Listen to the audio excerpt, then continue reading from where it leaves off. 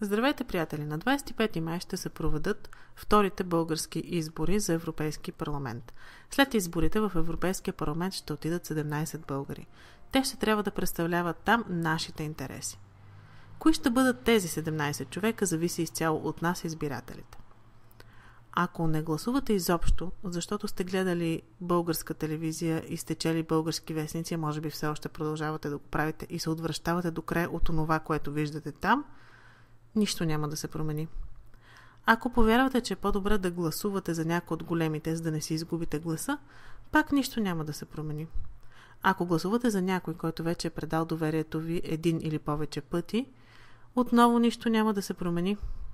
Ако гласувате за поредния спасител с силен глас, много медийно присъствие и неясно финансиране, познайте, приятели, нищо няма да се промени.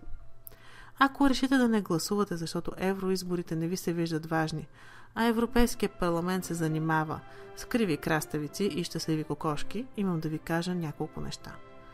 Първо, не вярвайте сляпо на всичко това, което чувате. Това просто не е вярно. В официалната страница на Европейския парламент е добре обяснено какво точно решават евродепутатите. Там пише, че след договора от Лисабон, Европейския парламент има нови законодателни правомощия. Той вече може да взима решения за по-голямата част от законодателството на Европейския съюз. Повече от 40 нови области се включват към процедурата на съвместно вземане на решения между парламента и съвета във връзка с законодателство. Тези области включват селско стопанство, енергийна политика, имиграция и фондове на Европейския съюз. Парламента има последна дума при приемане на бюджета на Европейския съюз.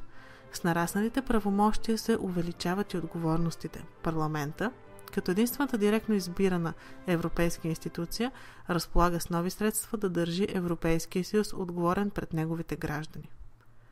Ако и това не ви звучи убедително, но нека цифрите говорят вместо мен. Депутатите, които вие няма да изберете, ще взимат средна заплата от 6200 евро на месец. И няма да се отчитат на вас, защото по време на изборите вие сте отишли за гъби или сте си лежали в леглото. И така, остава да ви кажа най-важното. В момента властта е в ваши ръце. На кого ще я дадете, зависи изцяло от вас. Гласувайте разумно, гласувайте интелигентно и по съвест, за да не съжаляваме по-късно всички ние.